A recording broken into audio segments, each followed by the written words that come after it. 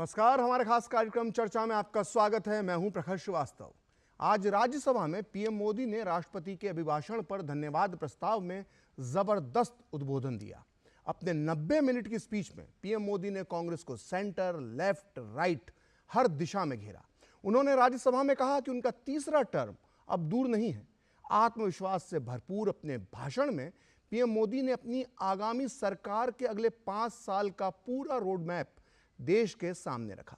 PM ने कहा कि चाहे मुफ्त अनाज की योजना हो या मुफ्त इलाज की, सभी जन कल्याणकारी योजनाएं जो हैं वो अगले 5 साल तक जारी रहेगी। 90 मिनट की स्पीच की शुरुआत पीएम ने कांग्रेस से की और मोदी 3.0 पर खत्म की।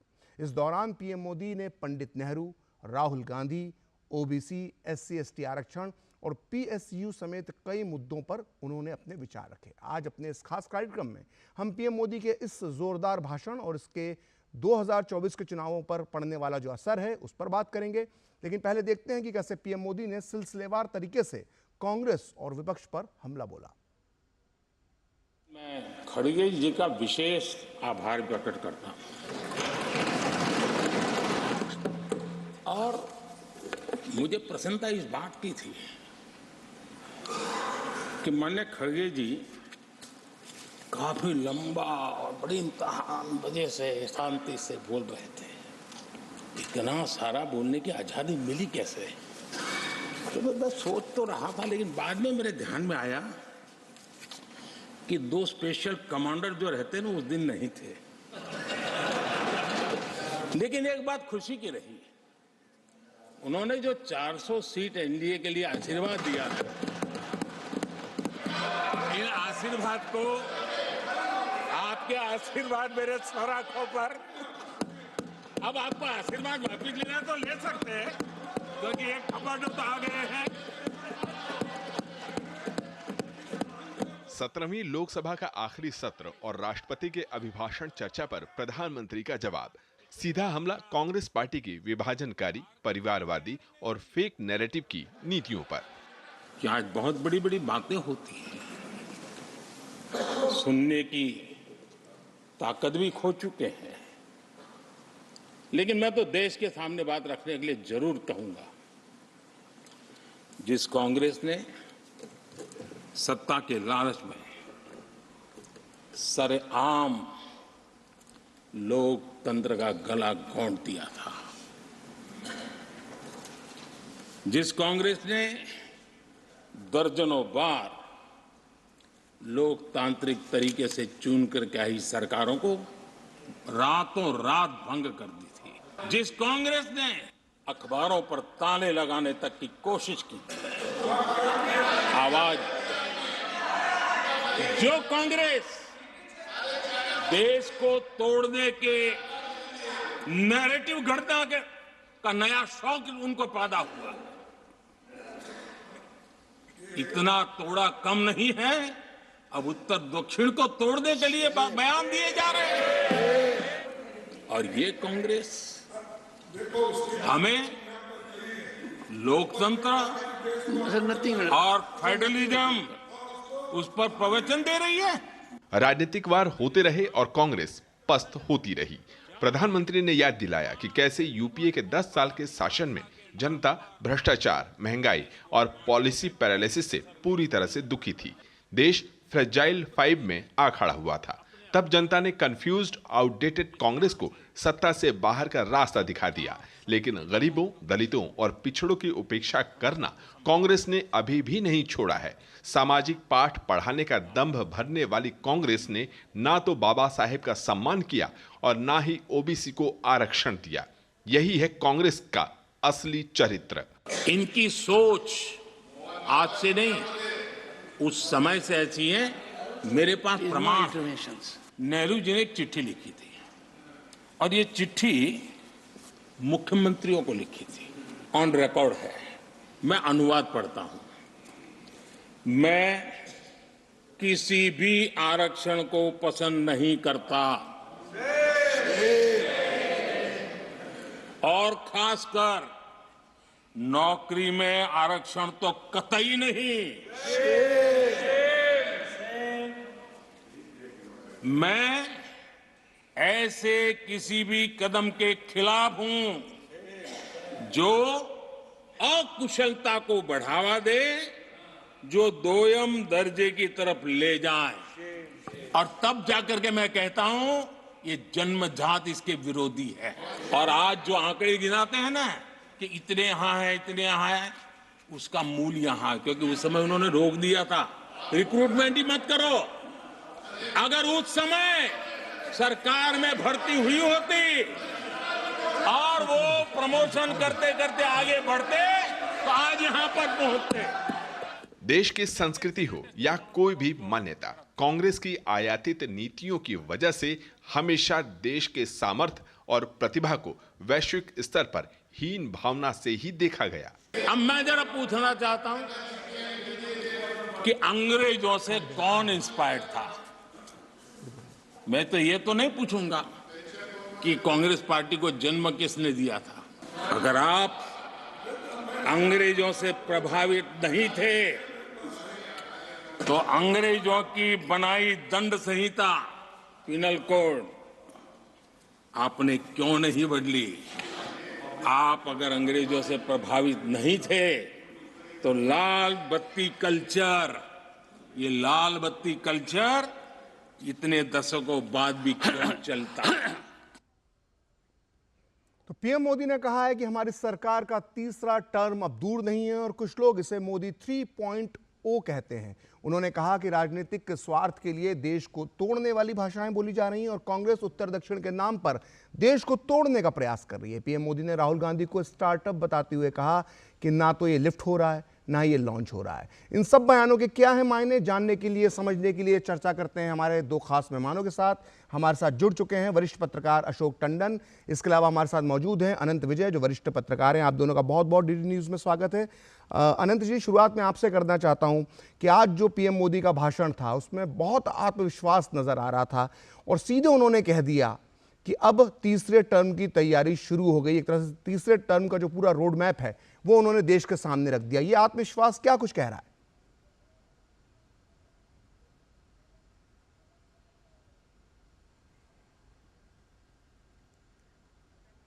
जी, हमारे साथ लगता है अनंत जी तक हमारी आवाज़ नहीं पहुंच पा रही। हमारे साथ अशोक टंडन जी भी हैं। अशोक जी, आज अपने जो पूरा भाषण सुना, 90 मिनट की ये पूरी स्पीच थी और 90 मिनट में जो आत्मविश्वास प्रधानमंत्री का नजर आता है वो किस तरफ इशारा करता है? आत्मविश्वास भरा भाषण आज जब प्रधानमंत्री ने जो दिया जी, उसमें उन्होंने, जैसे आपने भी कहा, कि अगली तीसरी टर्म के 5 साल का जो एक लगभग संकल्प पत्र के तौर पर उन्होंने प्रस्तुत किया कि उनके ध्यान में क्या क्या योजनाएं हैं जो कार्यान्वित होंगी। और सबसे बड़ी बात उन्होंने ये कही कि ये सब करने की उनकी मोदी की गारंटी है और हर क्षेत्र में जो काम अभी हुआ है ये हमने कहा था और पूरा करके दिखाया क्योंकि मोदी की गारंटी थी। तो उन्होंने ये भी ओबीसी और पिछड़ा वर्ग, एससी एसटी के बारे में भी बात करते हुए कहा कि आंकड़े तो उन्होंने दिए कि यूपीए के 10 साल में क्या क्या नहीं हुआ, लेकिन हमारी सरकार के समय क्या हुआ उसके लिए उन्होंने एक शब्द का इस्तेमाल किया कि इन सभी वर्गों के लिए मोदी की एक कवच है, मोदी कवच है जो इनकी सुरक्षा कर रहा है, इनके जो जितने भी इनकी समस्या है उनको हल कर रहा है और इनके विकास के लिए योजनाएं लागू कर रहा है और उनका क्रियान्वयन भी कर रहा है। तो इसी कड़ी में जब, लेकिन आज उन्होंने एक बहुत महत्वपूर्ण बात कही जो जवाब था कि संसद के इस बहस में, राज्यसभा की बहस में जो आरोप लगाए गए थे, उन्होंने उन आरोपों का एक एक करके न केवल खंडन किया बल्कि उनके समक्ष अपने जो सरकार की उपलब्धि है उसको भी रखा। एक बहुत बड़ा हमला बोलने की कोशिश की गई थी ये चर्चा के दौरान कि सरकार जो है वो पीएसयूज को बेच रही है, यानी हमारे जो संगठन है सारे उनको बेच रही है। और इसका उन्होंने मुंह तोड़ जवाब देते हुए कहा कि 2014 में जब उनकी सरकार बनी तो देश में 234 पीएसयूज थे जो अब बढ़कर 254 हो गए हैं। बेचा किसको है?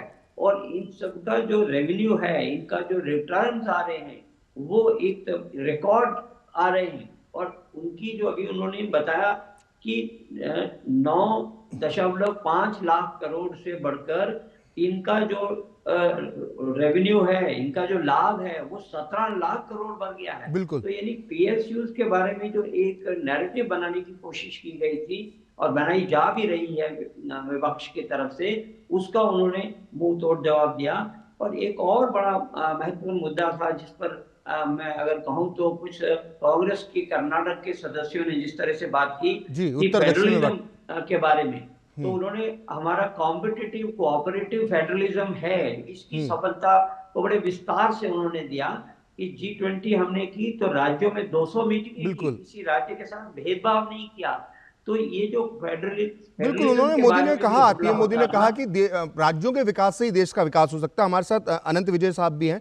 अनंत विजय जी, जो आज आत्मविश्वास प्रधानमंत्री मोदी का नजर आ रहा था और साफ उन्होंने कह दिया कि अगले 5 साल का रोड मैप आज देश के सामने पेश कर दिया, 3.0 की बात की उन्होंने, इसकी क्या वजह आपको दिखती है? क्या इसकी वजह यह है कि पिछले 10 सालों में जो विकास का कार्य मोदी सरकार ने किया है उसकी वजह से आत्मविश्वास है, या आत्मविश्वास की वजह यह है कि जो इंडिया अलायंस में, या मैं पूरे विपक्ष की बात करूं तो भगदड़ जो मची हुई है, क्या उसकी वजह से आत्मविश्वास है? क्या है इस आत्मविश्वास की वजह? देखिए प्रखर जी, विश्वास और आत्मविश्वास सिर्फ और सिर्फ अपने काम से आता है, दूसरे की कमजोरी से नहीं आता है जी। तो मुझे लगता है कि पिछले 10 साल में देश का जो विकास हुआ है उसको लेकर उनका आत्मविश्वास दिख रहा था। और आज एक कुशल राजनेता की तरह प्रधानमंत्री नरेंद्र मोदी ने विपक्ष के उन्हीं बिंदुओं पर हमला किया जहां पर वो बहुत ज्यादा चोट करता। अंग्रेजी में एक कहावत है ना जी, कि क्या hit where it hurts most, बिल्कुल, तो वही किया उन्होंने। जैसे राहुल गांधी पर उन्होंने हमले किए, और सबसे बड़ा करारा हमला उन्होंने जो किया वो हमला था ओबीसी को लेकर। वो पिछले अगर लोकसभा चुनाव के भाषण को भी देखिए तो उसमें भी खड़े होकर उन्होंने कहा मुझसे बड़ा ओबीसी कौन है। लेकिन आज जिस प्रकार से उन्होंने नेहरू के पत्र को उद्धृत करते हुए कांग्रेस को आरक्षण विरोधी बता दिया और बताया, जो राहुल गांधी बार बार कहते हैं कि 2 सेक्रेटरी है, तो इसको अगर आप देखें तो लगातार उनके उन हमलों पर आज प्रधानमंत्री ने कारण समेत अपना पक्ष रखा और एक पॉलिटिकल कुशल राजनेता की तरह उन्होंने सीताराम केसरी का भी उदाहरण दिया। सिर्फ ओबीसी नहीं, मोस्ट बैकवर्ड कास्ट लीडर के साथ किस प्रकार का व्यवहार कांग्रेस पार्टी ने किया, आज वो भी उन्होंने संसद के माध्यम से राष्ट्र के सामने प्रस्तुत किया। तो जो वो कहते हैं कि 4 साल में काम करता हूं और 1 साल राजनीति करता हूं, तो आज संसद में इस उनके कार्यकाल के दौरान का ये मुझे लगता है कि अंतिम भाषण प्रधानमंत्री का था। और अंतिम भाषण से उन्होंने एक कुशल राजनेता की तरह अपने वोटरों को उन सारे विपक्ष के आरोपों का जवाब देकर संतुष्ट कर दिया जिसकी बहुत दिनों से चर्चा हो रही थी। जी, अभी एक ब्रेक का है और ब्रेक के बाद हम अपने दोनों मेहमानों से इस बात पर चर्चा करेंगे कि जो मोदी की गारंटी के नाम से जो एक नया नारा निकल रहा है वो 2024 में कितना असर दिखाएगा। लेकिन लेते हैं पहले एक छोटा सा ब्रेक। साल, बरस और सदी नहीं, एक युग गुजर जाएगा, उम्र न पूछो वंडर की, जब फर्क नजर आएगा। वंडर सीमेंट, फर्क नजर आएगा। जब दांत खाज की खुजली पे ना हो काबू तो उसे गमछे से नहीं छुपाते बाबू, तो फिर उसे भगाए कैसे? जालिम लोशन लगाकर दांत खाज की खुजली, एक्जिमा जड़ से निकाले। अभी खरीदे जालिम लोशन। गोल्डी छोले मसाले, जहाँ जाए रिश्ते बनाए, जहाँ जाए रिश्ते बनाए, गोल्डी मसाले। अरे भाई, तुम्हें तो बहुत खांसी आ रही है। चलो, पास में ही आयुष्मान आरोग्य मंदिर है, दिखा दूं। जांच और उपचार दोनों मुफ्त हो जाएगा। और अगर कुछ बड़ा निकल गया तो आयुष्मान कार्ड है ना, 5 लाख तक मुफ्त उपचार कहीं भी कभी भी। मोदी जी की गारंटी है ये। तेरे पापा मेरे सामने ही बनवाए थे कार्ड। और बताऊं, मोदी जी ने प्रधानमंत्री भारतीय जन औषधि केंद्र खुलवाकर महंगी दवाइयों से मुक्ति दिला दी है हम सबको। यहाँ दवाइयाँ सस्ती और अच्छी मिलती हैं। ये तो जानता हूँ, पापा भी वहीं से दवाई लेते हैं। देखा, सबको उत्तम स्वास्थ्य सेवा सुविधा देने की मोदी जी की गारंटी। करोड़ों लोग लाभ ले रहे हैं, आओ हम भी लें। मोदी की गारंटी यानी हर गारंटी पूरा होने की गारंटी। महंगे इलाज की छुट्टी, मोदी की गारंटी। साल बरस और सदी नहीं, एक युग गुजर जाएगा। उम्र न पूछो वंडर की, जब फर्क नजर आएगा।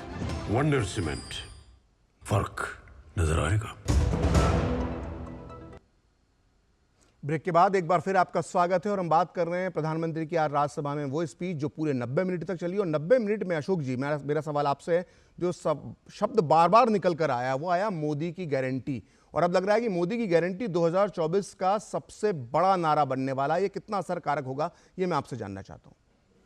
देखिए, ये नारा तो पहले से ही कारगर हो रहा है और ये कारगर हो चुका है, लेकिन आज उन्होंने जिस संदर्भ में इसकी बात की वो था जो विपक्ष का एक तरह से अटैक हो रहा था, विपक्ष की ने जो आलोचना की थी जिन मुद्दों पर, उनका जवाब देते हुए भी उन्होंने ये कहा, जैसे शिक्षा के मामले में कुछ आरोप लगाए गए थे, तो उन्होंने आंकड़ों के साथ कहा कि जो स्कॉलरशिप है जिसके बारे में कुछ विपक्षी दलों ने प्रश्न उठाए थे, वो SC ST बैकवर्ड OBC दलित आदिवासी इन सब के जो युवा हैं उनके स्कॉलरशिप में बहुत वृद्धि हुई है, उनका एनरोलमेंट बढ़ा है और उनका ड्रॉप आउट भी बहुत कम हुआ है। 401 एकलव्य विद्यालय चल रहे हैं। तो इस संदर्भ में उन्होंने ये कहा कि भाई जो सबका साथ सबका विकास का मैंने जो एक बात कही है उसको पूरा करने की मेरी गारंटी है, मोदी की गारंटी है।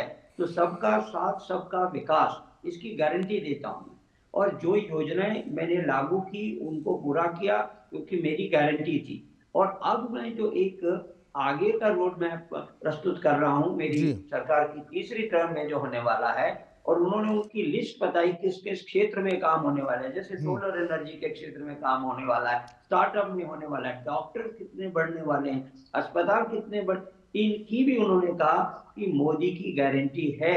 और ये जो शब्द है, अब ये मैं समझता हूँ आने वाले चुनाव में ये सबसे बड़ा जो भारतीय जनता पार्टी की तरफ से एक नारा दिया जाएगा वो यही एक नारा रहने वाला है। ठीक है, एक चीज और जिसकी तरफ उन्होंने ध्यान दिलाया था वो था कि जब हम बात करते हैं कोऑपरेटिव फेडरलिज्म की, तो देश एक इकाई है, लेकिन कुछ संसद सदस्यों ने जिस तरह से अपने राज्य के संदर्भ में आलोचना की उसका उन्होंने कड़े शब्दों में जवाब दिया और कहा कि इस प्रकार की भाषा देश की एकता को खतरा बन सकता है। उन्होंने कहा हमने सिद्ध करके दिखाया कि G20 जब समिट हुई तो हमने 200 मीटिंगें राज्यों में की बिना ये देखे कि किसकी सरकार है। हमारा जो कोविड का अभियान था, टीकाकरण था, वो भी सफल इसलिए हुआ कि सभी राज्यों ने मिलकर उसमें सहयोग किया। तो भारत के नए भारत के विकास में और आत्मनिर्भर भारत के लिए, आत्मनिर्भर भारत तो सारे भारत को, भारत के लोगों को एक साथ लेकर चलने की बात जो पीएम मोदी कर रहे हैं। अनंत जी, मैं आपसे जानना चाह रहा हूं कि विपक्ष की जो अभी तक राजनीति का पैटर्न हमें जो नजर आया है वो जात पात है, वो अगड़े पिछड़े में बांटने की कोशिश है, वो मुस्लिम तुष्टिकरण की बातचीत होती है। कई बार लगता है कि उत्तर और दक्षिण में भी बांटने की देश को कोशिश हो रही है। मोदी जी ने इसका भी जिक्र किया, लेकिन पीएम मोदी बात करते हैं युवा की, नारी की, किसान की, गरीब की, और इसी को एक कहते हैं कि यही इन्हीं का विकास करेंगे तो देश का विकास होगा। क्या ये भारतीय राजनीति में एक नई स्टाइल की, जिसको हम कहते हैं पॉलिटिकल स्टाइल, ये नई राजनीतिक स्टाइल की शुरुआत है? ये नई राजनीति की स्टाइल की शुरुआत मैं प्रखर जी 2014 से ही देखता हूँ जी। अभी मैं जब देख रहा था, जब आप भारत की मोदी की गारंटी की बात कर रहे थे, तो मैं आपके साथ एक आंकड़ा साझा करना चाहता हूँ। अभी लगभग 2600 समथिंग मोदी की गारंटी वाली गाड़ियां देश में जा रही है। तो ये मोदी की गारंटी महज एक नारा नहीं है, ये सपोर्टेड बाय एक्शन भी है। आप लोग वहां जा रहे हैं और आज तक वो 18 करोड़ लोगों तक मोदी की गारंटी वाली गाड़ी पहुंच चुकी है। तो इसका बहुत व्यापक असर होगा। तो पहले क्या होता था, आपने देखा होगा, आपको याद भी होगा, आप तो इंदिरा गांधी के बड़े जानकार हैं, तो आपको याद होगा कि किस प्रकार से उस समय हमारे देश में सिर्फ नारे गढ़े जाते थे, गरीबी हटाओ, ये करो, वो करो। लेकिन अब उन नारों से अलग हटके सप्लीमेंटेड बाय जो उसको आप देख रहे हैं एक्शंस, वो हो रहा है। जी अशोक जी, मैं जानना चाहता हूं कि जब कांग्रेस की बात भी यहाँ पर हमें करना ज़रूरी है, क्योंकि अभी एक न्याय यात्रा राहुल जी निकाल रहे हैं, और साथ ही आज जब सदन में बातचीत हो रही थी तो पीएम मोदी ने राहुल पर भी निशाना साधा, मल्लिकार्जुन खड़गे पर भी निशाना साधा, सोनिया जी का भी जिक्र किया इशारों में। तो ऐसे में एक सवाल उठता है, जब पीएम मोदी ने कहा कि 40 सीटें भी अगर आपकी आ जाएं तो मैं आपको इसके लिए शुभकामनाएं देना चाहता हूं, तो कांग्रेस की स्थिति अभी क्या नजर आ रही? क्योंकि अब जो है पूरा रोड मैप सामने आ चुका है, पीएम मोदी किन विषयों को लेकर 2024 में मैदान में जाएंगे ये आज करीब करीब स्पष्ट हो चुका है। ऐसे में कांग्रेस कहां खड़ी नजर आ रही है अशोक जी आपको?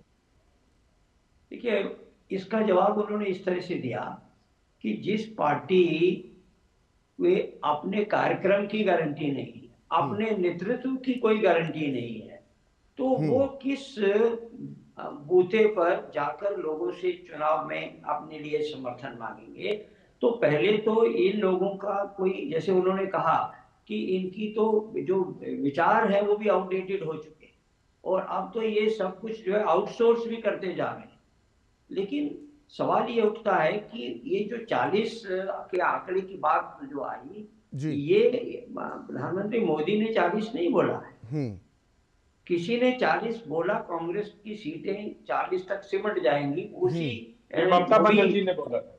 बिल्कुल बिल्कुल ठीक कहा आपने, उन्होंने, ये ममता बनर्जी ने कहा है, और उन्होंने कहा कि ठीक है, अगर इन लोगों का 40 से संतोष होने वाला है तो मुझे कोई दिक्कत नहीं है, मैं उसके लिए आपको मुबारकबाद देने को तैयार हूँ। तो कुल मिलाकर आज भी लोकसभा की तर्ज पर कुल मिलाकर जो हमला था वो कांग्रेस पर था, कांग्रेस के नेतृत्व पर था, कांग्रेस के यूपीए के 10 साल के रिकॉर्ड पर था, क्योंकि इन्हीं मुद्दों पर हमला बोलने की कोशिश कांग्रेस की ओर से की गई थी वर्तमान सरकार पर। तो उन्होंने एक एक ऐसे आरोप जो लगाए गए, नैरेटिव खड़े किए गए, जैसा प्रधानमंत्री ने कहा, और ये सब गलत नैरेटिव खड़े किए जाने का जो प्रयास है, उसका उन्होंने आंकड़े देकर एक एक क्षेत्र में जो यूपीए में हुआ और जो 10 साल में हुआ उसका एक उन्होंने जवाब दिया। और इसी तरह से मैं समझता हूँ कि जो उन्होंने अपने बारे में भी कहा कि हम तो आ रहे हैं वापस, तीसरी टर्म हमारी आने वाली है और उसका हमारा रोड मैप भी ये है, ये हमारे कार्यक्रम है और ये पूरे होंगे, इसकी मैं गारंटी देता हूँ। तो कुल मिलाकर आज एक बहुत सकारात्मक भाषण प्रधानमंत्री ने दिया, क्योंकि इसमें अपनी केवल अचीवमेंट्स की बात नहीं की बल्कि आने वाले कार्यक्रमों के बारे में उन्होंने लेखा जोखा, एक जो उनका प्लान है वो उन्होंने बता दिया।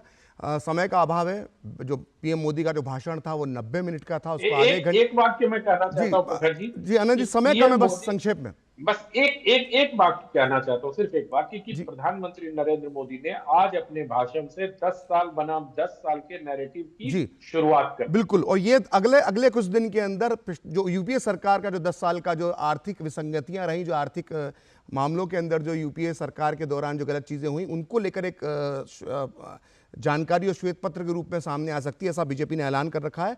फिलहाल इस कार्यक्रम में इतना ही, आप देखते रहिए डीडी न्यूज।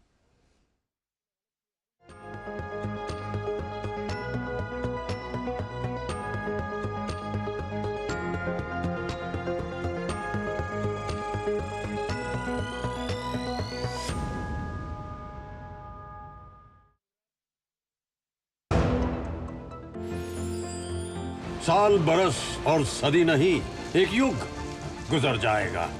उम्र न पूछो वंडर की, जब फर्क नजर आएगा। वंडर सीमेंट, फर्क नजर आएगा।